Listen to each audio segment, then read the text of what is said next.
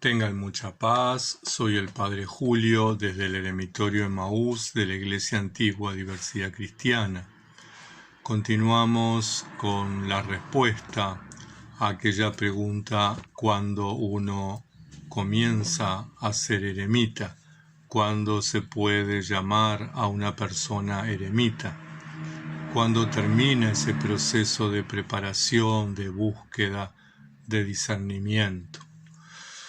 Bien, este video de alguna manera es la última entrega en esta etapa, la última entrega de esta respuesta, compartiendo las reflexiones vinculadas a este tema y a la luz de nuestro Padre San Antonio, a la luz de su vida, narrada por San Atanasio.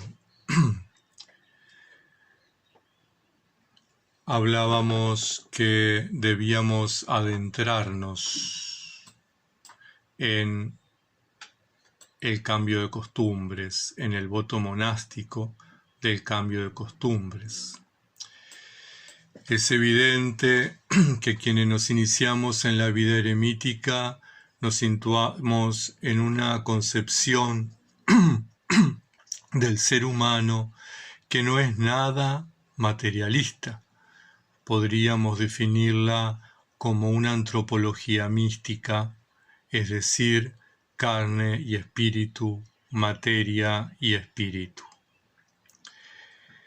El voto de conversión de costumbres en la vida eremítica, algo profundizamos ya en el video sobre los votos monásticos, es el trabajo que emprendemos al abrazar la vida eremítica, para adentrarnos en esa antropología mística, reconociendo los aspectos espirituales como fundamentales, estructurales, necesarios para convertirnos realmente en humanos, en seres humanos, entendiendo que no se puede ser plenamente humano sin reconocer ese aspecto estructural de nuestra existencia. De esta forma, el eremitismo cristiano se abre al diálogo interreligioso en la dimensión espiritual de todo ser humano. En todas las religiones tendemos a esa búsqueda trascendente, a esa búsqueda espiritual, y nosotros, los cristianos, no escapamos a esa realidad. Una vida espiritual que denuncia el materialismo en que vive nuestra sociedad y nuestra cultura, y que anuncia proféticamente lo fundamental del ser humano más allá de su corporeidad. No somos solo cuerpo, somos cuerpo y espíritu. Quienes nos adentramos en la vocación eremítica nos preguntamos sobre lo fundamental del ser humano. Somos buscadores incansables de la respuesta a esa pregunta. Somos creativos en la búsqueda del desierto interior. Vamos experimentando en nuestras vidas el camino que conduce a la paz profunda que los padres han llamado esiquía, esa unidad del ser humano, unidad entre la mente, el cuerpo y el espíritu. Unos recorremos ese camino en la más absoluta soledad del campo o la montaña, otros en la más absoluta soledad de la ciudad, algunos en compañía de 2 o 3 hermanos. No existe un proyecto eremítico idéntico al otro. Cada uno responde a la identidad de cada eremita, pues Dios invita a personas concretas. Dios llama a Julio, a Olga, a Carlos, a María, a Janet, a Javier, a Miriam, a José, a Elizabeth, a Pablo, a Consuelo, a Gastón, a María y a tantas otras personas. La llama por su nombre, la llama con su historia, la llama con la mochila que cada uno lleva a sus espaldas. A cada uno y a cada una de los eremitas, y la respuesta, por supuesto, es individual, nace de la personalidad, de la individualidad, de la identidad de cada eremita. Por lo tanto, cada proyecto eremítico es diferente, no podemos tender a unificar.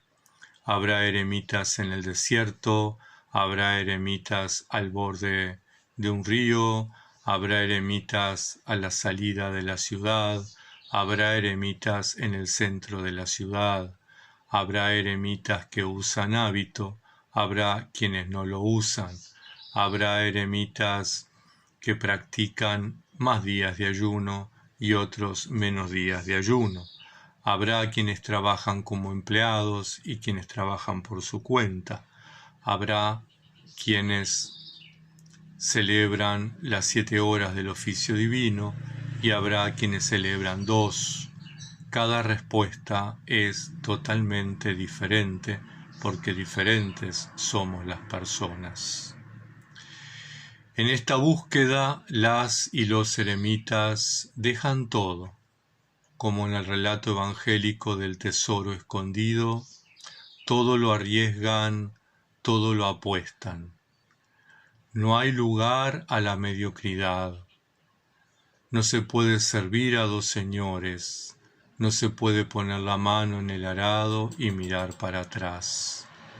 Dice San Benito en la regla, en el prólogo: ciñéndonos, pues, nuestras cinturas con la fe y la observancia de las buenas obras, sigamos por sus caminos tomando como guía el Evangelio para que merezcamos ver a aquel que nos llamó a su reino.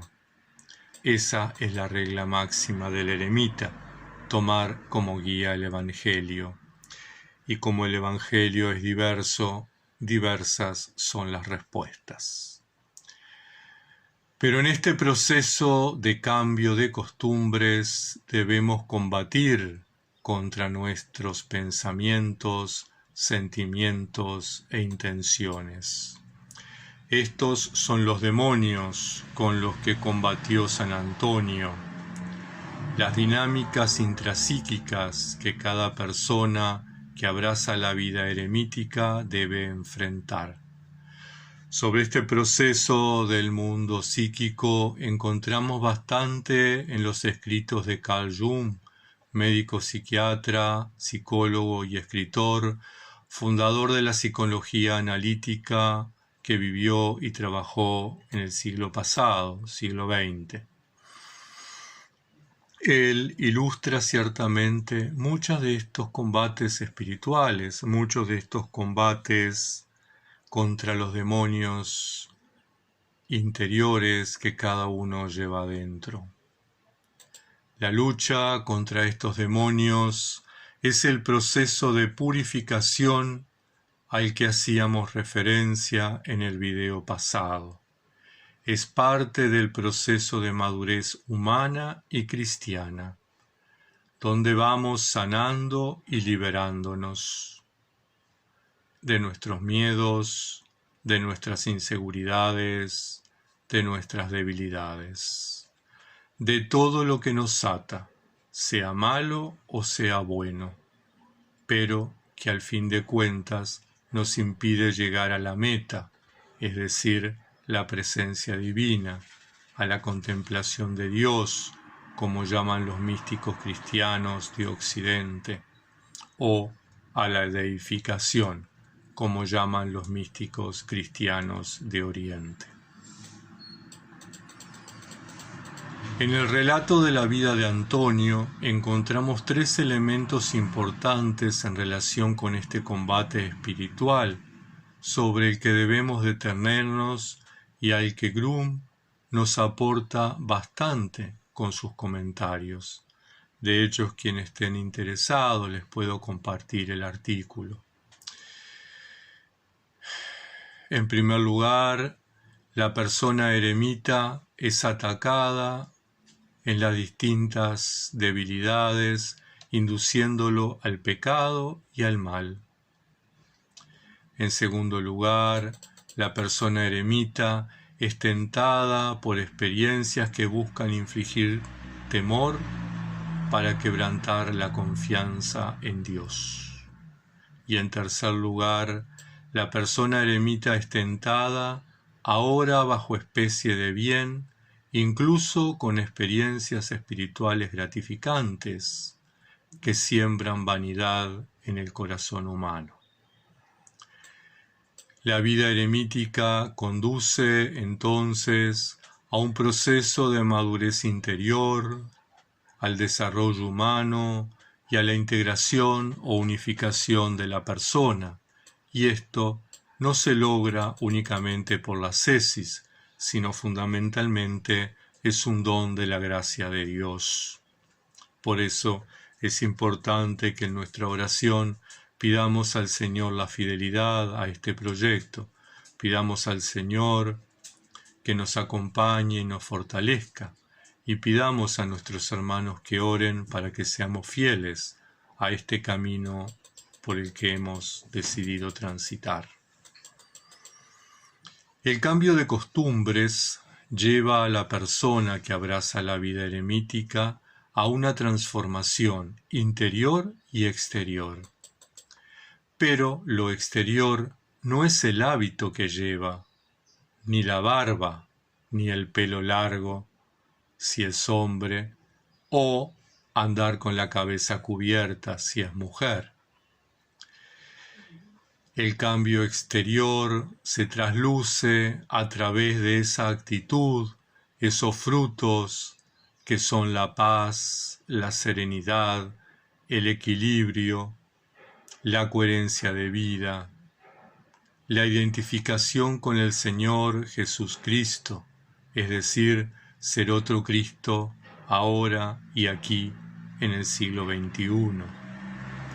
Sin perder la identidad, no somos absorbidos por Cristo, no nos desintegramos, muy por el contrario, se afianza nuestra identidad, aquel proyecto humano que Dios creó, que pensó y que soñó para nosotros. En esa unión, como escribía San Pablo a los Gálatas en el capítulo 2, versículo 20, el eremita puede decir como el apóstol, ya no vivo yo, mas Cristo vive en mí. Y lo que ahora vivo en la carne, lo vivo en la fe del Hijo de Dios. Esta identificación con el Señor Jesucristo hace de la persona que abraza la vida eremítica un o una testigo, por lo tanto, lo introduce en un apostolado de lo cotidiano. Y eso no quiere decir que el eremita salga a predicar, que el eremita salga a dirigir proyectos pastorales, ONGs y a militar en política. Esto quiere decir que se produce un apostolado en la vida cotidiana.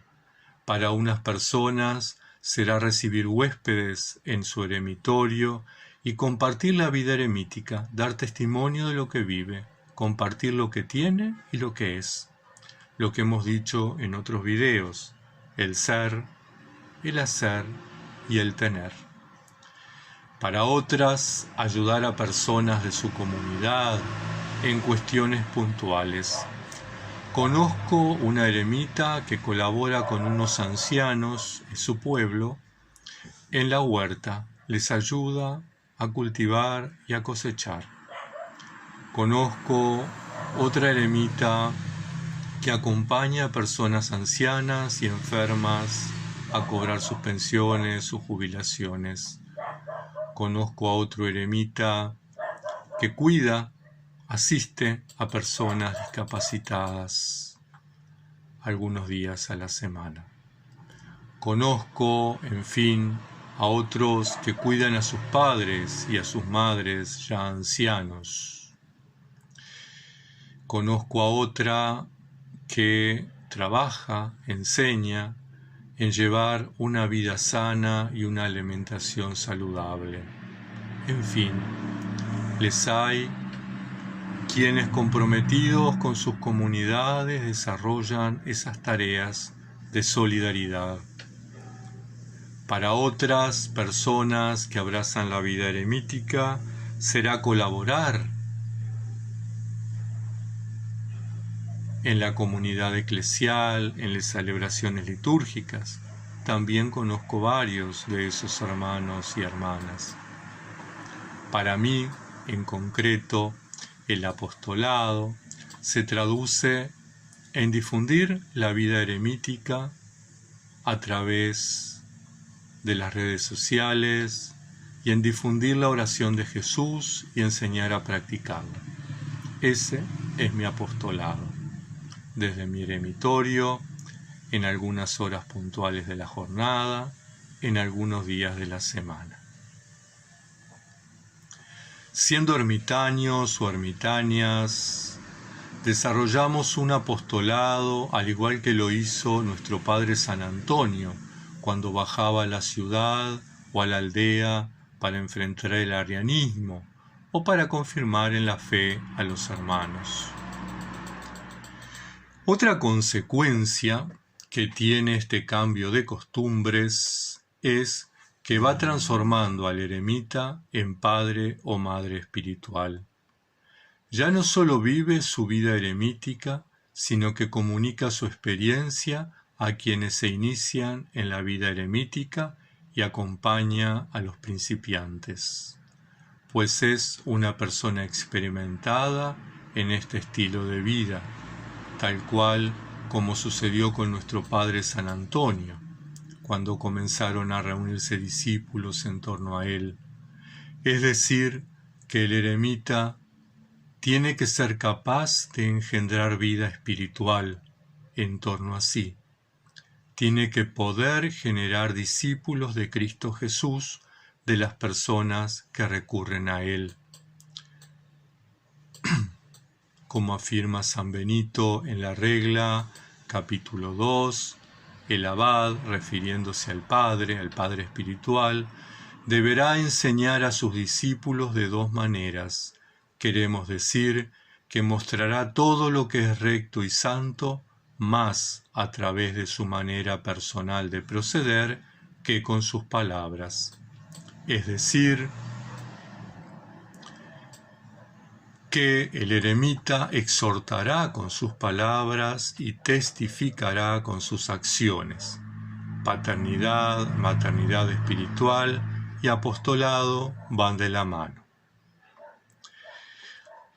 Después de haber conversado todas estas cosas vinculadas a la vida eremítica, vinculadas al proceso eremítico, a la llamada, a la respuesta, al discernimiento, un discernimiento que es permanente, a la iniciación en la vida eremítica,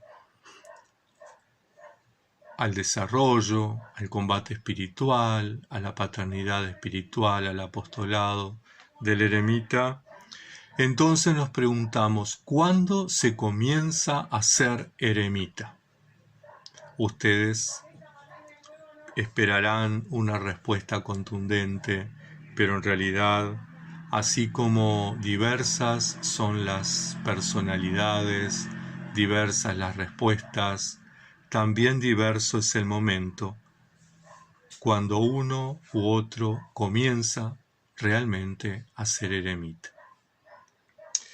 A mi entender, uno no es eremita por el hábito, ni por vivir en el desierto o la montaña, ni por raparse la cabeza o dejarse el pelo largo o la barba, ni por vivir solo, ni por formular votos monásticos,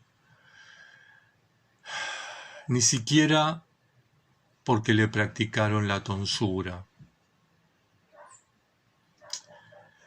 Uno, comienza a ser eremita, entiendo yo, cuando ha transitado ese proceso de purificación del que hablábamos, ese cambio de costumbres, cuando ha logrado la sanación y la liberación espiritual. Muchos, muchas podrán recibir el nombre de monjes, de ermitaños, de anacoretas, pero no por recibir el nombre lo son realmente. No por hacer los votos o recibir la tonsura uno es monje, eremita o cenobita. Todos somos principiantes hasta que podemos soltarnos de la mano de nuestro Padre o Madre espiritual y adquirir ese estado de paz, de serenidad, de equilibrio, de unificación interior y exterior, a lo que los padres han llamado esiquía. Espero haber respondido con esta serie de videos a las hermanas y los hermanos que estaban con esa preocupación. Cuando uno comienza a ser eremita, cómo uno comienza a ser eremita. Que la Santa Madre de Dios nos acompañe y nos proteja hasta el próximo encuentro. Muchas bendiciones.